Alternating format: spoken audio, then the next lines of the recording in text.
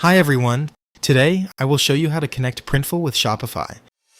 Shopify is the all-in-one commerce platform that helps you start, run, and grow a business.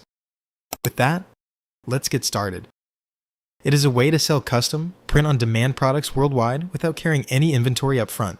First, make sure you are logged into your Shopify admin dashboard. Look at the left-hand sidebar menu and click Apps. From the search bar, look for Printful. When you see the official Printful app, click it, and click Install on the next page.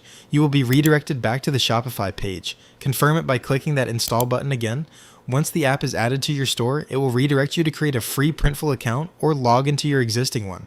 Go ahead and log in to authorize the connection between both platforms.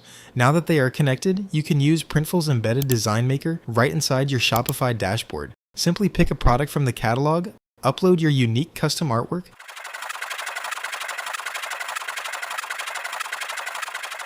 set your pricing margins, and publish it straight to your storefront instantly.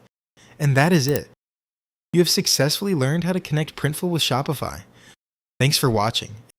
If this video helped, be sure to give it a like and subscribe for more quick website guides. Don't forget to add to cart your next big idea.